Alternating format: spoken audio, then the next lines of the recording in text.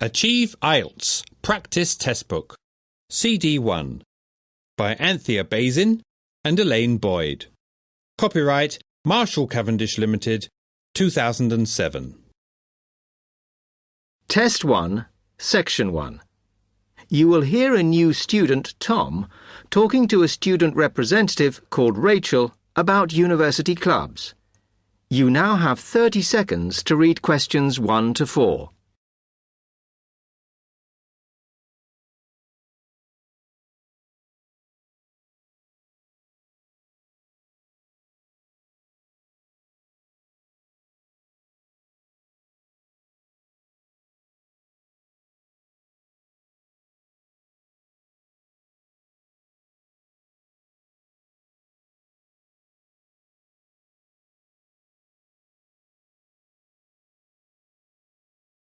Hi, welcome to Freshers Week. I'm Rachel. Can I help you? Oh, hi. Yes, I was hoping to find out about some clubs I could join. Well, all the club stands are here in this hall. What were you interested in? Not sure. I wanted to do something where I could meet people. Well, take this leaflet with details of all the clubs and see what you think. Oh. It'll probably depend on what day you're free. Like on Mondays, there's the film club. Then on Tuesdays, you've got the climbing club. That's really good. I'm in that. Then on Wednesdays, you've got chess, if you want something a bit more intellectual. But you should look through carefully because all the clubs run extra activities as well as their normal meetings. Oh, yes, I see. So it looks like the film club has discussions after the films. I'd quite like to go to those. Then climbing. Goodness. It says here that the university has its own climbing wall. That's impressive. And they go on weekend trips. Cool. And it says the chess club normally just does games with whoever turns up. But it also runs competitions sometimes. But I bet you've got to be pretty good to do that. Yes, I think so. And how many people are in the clubs? Are they all really full? Well, obviously they're all different. So, for example, the film club has just increased its membership from 85 to 125. But I think they're hoping to extend it to 150. The climbing club's quite small, 40 people. And the chess club is fairly healthy at 55. Right. OK. So who do I see if I want to join these clubs? Well, if you go round the stands and speak to the people there. For the film club, that's the events organiser. For climbing, you'll need the club secretary. And the chess club is organised by one of the maths tutors. OK? Yep. I think I'll start with the climbing club. It sounds good. Oh, well, as I said, I'm in that, so I might be able to help you a bit. You now have 30 seconds to read questions 5 to 10.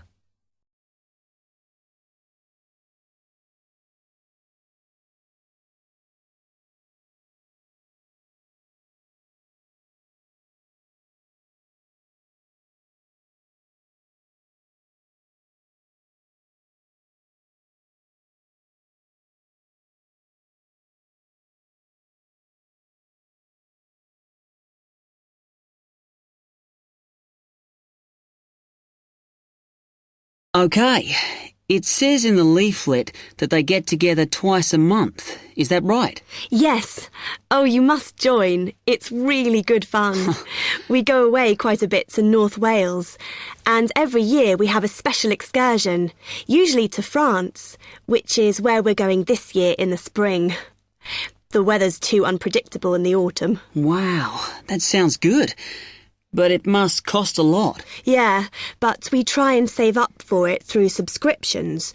So rather than having a huge sum to pay in the month we go, we collect those weekly, so it spreads it out. Good idea. I think I'll definitely join. There are quite good benefits you get from joining. I mean, you need that, don't you? And the university clubs normally try and do deals with local businesses, so it's really worth joining. Like in the climbing club, they've got a special arrangement with one of the shops in town. So if you show your card, you can get money off equipment. Don't think the discount extends to clothes, though. That's really worth it then. I'll go over and talk to them now. OK. Hope you do join. Oh, and another thing I meant to say. If you do become a member, you automatically receive a magazine once a year. It's quite useful and interesting because it goes out to all the national climbing clubs. And the other thing is, if you come to every session, then you can get a complimentary ticket to the big exhibition that's held in Cardiff every year. So, hope to see you. Yeah, well, thanks a lot for your help.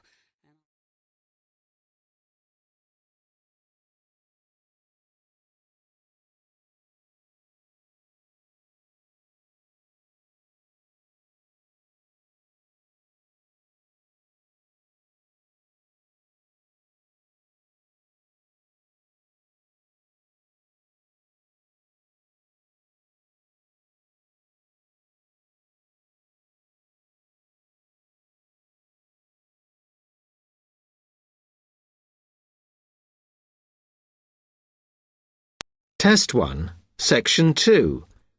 You will hear an accommodation officer telling students about different halls of residence.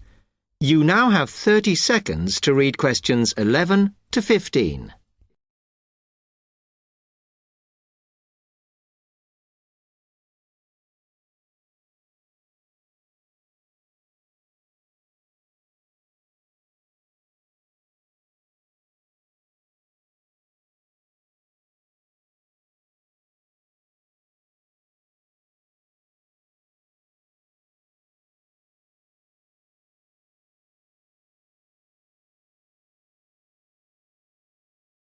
Good afternoon, and welcome to Stanton University. I'm here to tell you about the various halls of residence we have available, should you choose to come here. We aim to offer accommodation in halls to all first-year students, and you'll find there's a good variety to choose from. First of all, there's Brown Hall, which, as you'll see, is not the most modern of buildings, but it is very popular with some students. It's got a good sense of community, some nice refurbished kitchens, and unlike the other halls, it has recently had a gym built in its basement. Another option is Blake Residence, which is built like a large house, and so everybody cooks and eats together. It has its own sectioned-off bit of private garden and is even more peaceful because this is an all-girls residence. Although, of course, boys are allowed to visit the hall and, I understand, frequently take part in cooking dinner. The largest hall we have is Queen's Building, and this has been upgraded recently. The original parking area has been built on so that the hall now has a large common room, and each bedroom now has its own shower room, which many students regard as a real bonus. A further option is the Parkway Flats, which won an award for design in its day. And this building now has a preservation order on it. This has meant that only a limited amount could be done to upgrade it, and the surrounding area is important, so parking is not permitted around the flats.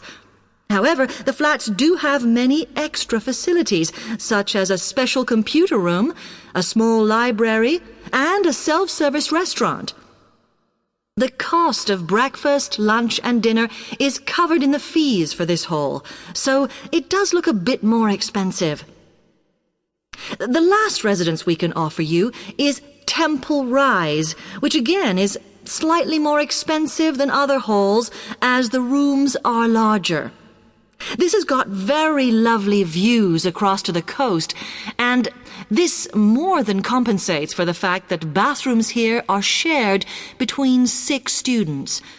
However, the hall has domestic staff who clean the rooms once a week, so this is perhaps an attractive option for the messier amongst you.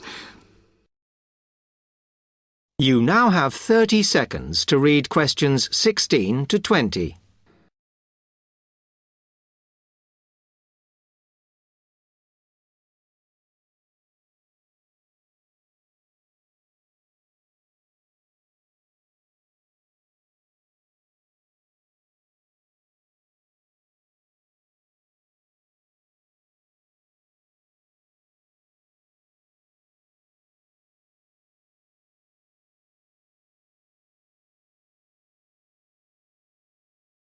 Now, if I can just show on this wall map here where they all are, you might like to go and have a look round.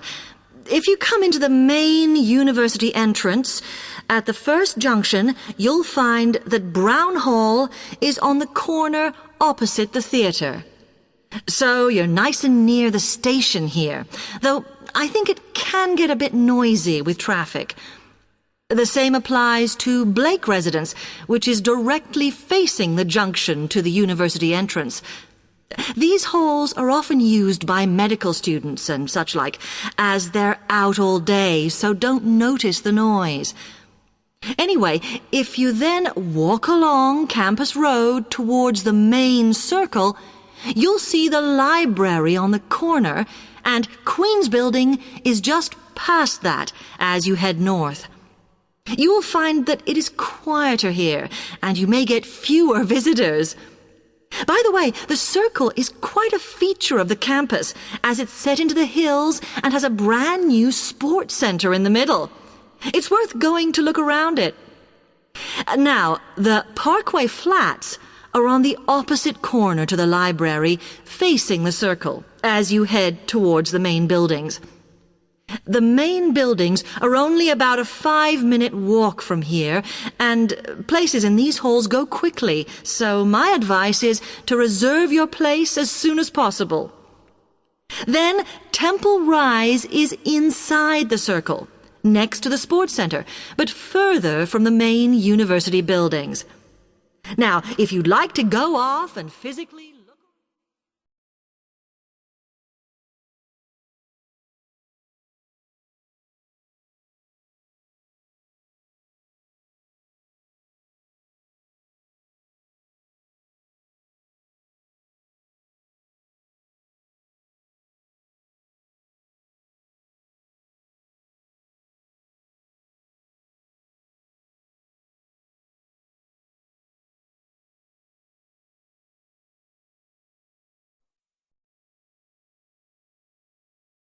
Test 1, Section 3. You will hear two students, Jenna and Marco, discussing a business studies project they have to do. You now have 15 seconds to read questions 21 to 24.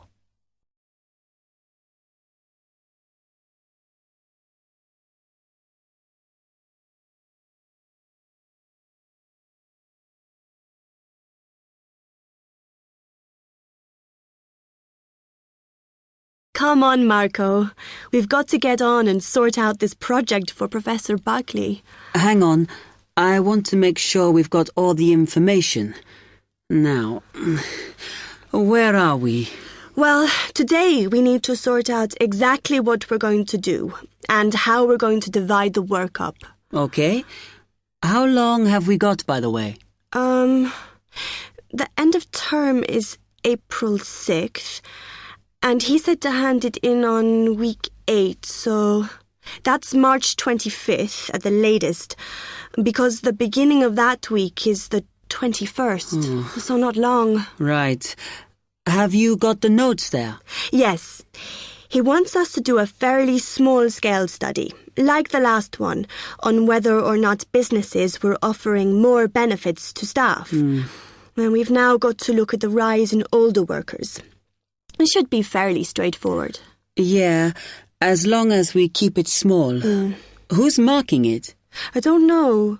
Sometimes he gets the PhD students to mark it for him. Oh, actually, it just says here, a senior lecturer. I suppose it's too much for Professor Barclay to do them all. Yeah. Anyway, how are we going to go about this? Well, We have to decide how big we want it to be and who... Yeah, but I think we must sort out a timetable for the project. Otherwise, nothing will get done. Okay. Do you want to do that? All right. I'll do it as soon as we finish here. You now have 15 seconds to read questions 25 to 27.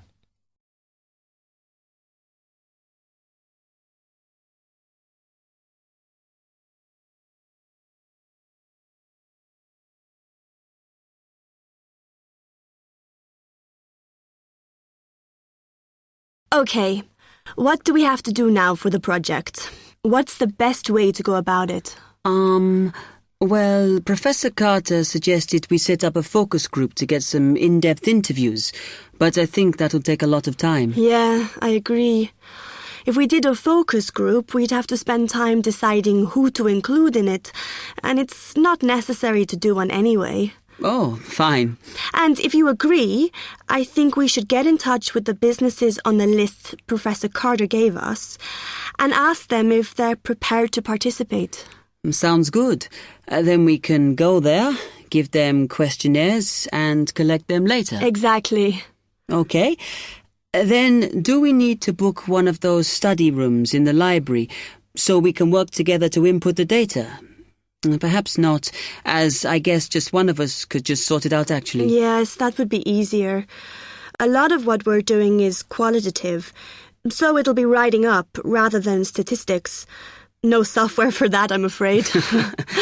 And I think it would look better if we had actual shots of some of the staff, because we're citing appearance as a factor in employability, aren't we? Yeah, okay.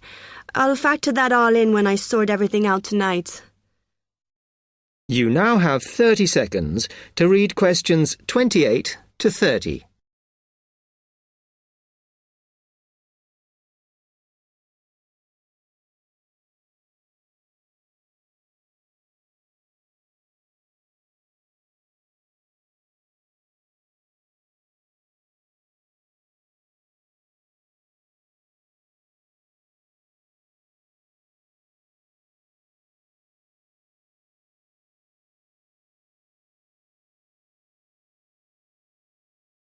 I'm glad we decided to work together. I think it's going to work out well. Yes, well, given that we had to work in pairs on this project, I think we were right to choose each other. We complement each other academically, as we're each good at what the other isn't.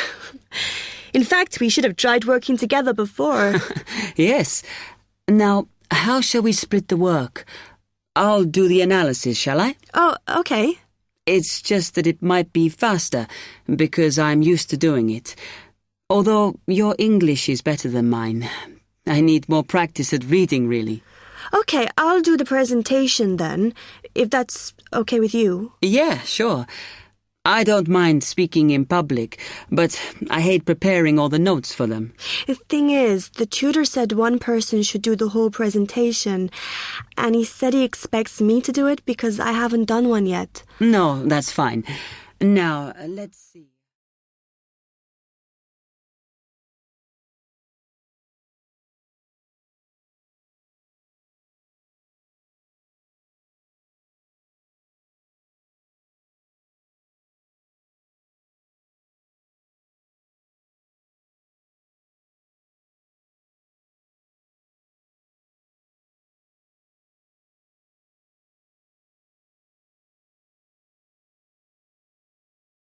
Test 1, Section 4. You will hear a media studies tutor giving a lecture about news sources. You now have 30 seconds to read questions 31 to 35.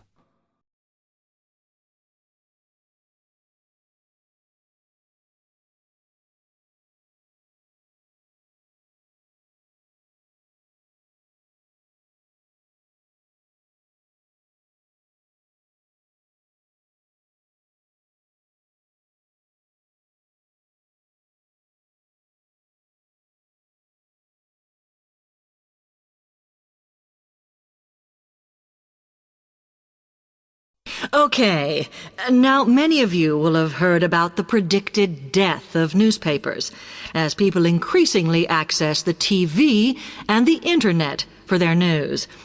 Today, I want to look at the USA, which has very advanced news sources, to see if this is actually true.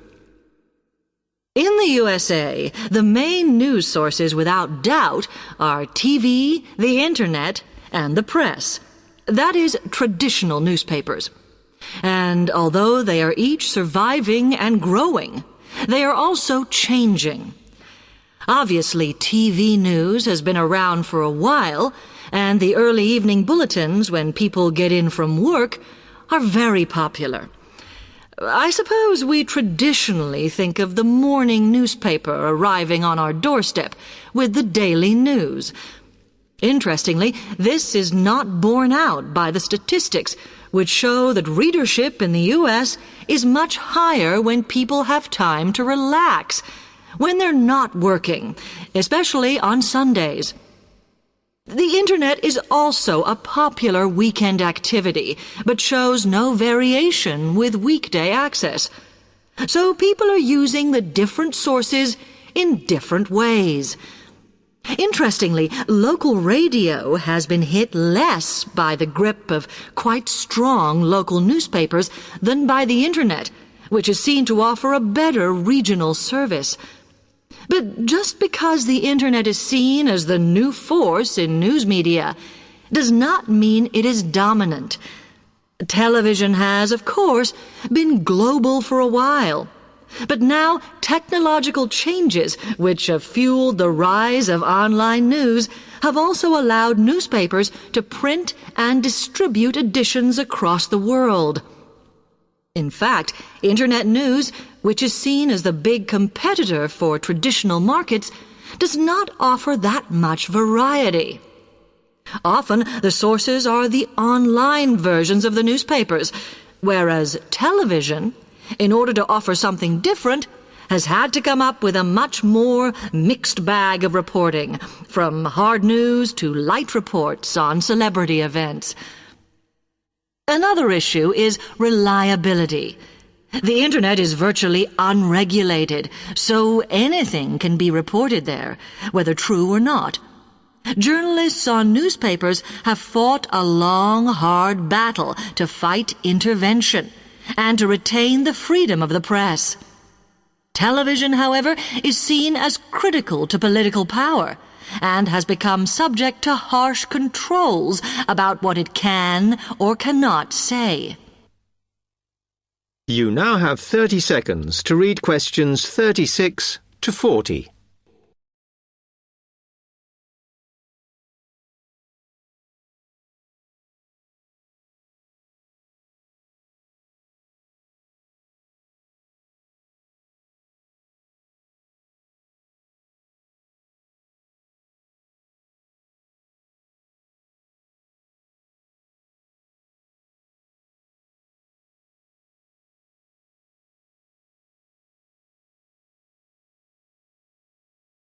Now, one very critical factor in keeping newspapers alive and well in the USA has been their approach to advertising.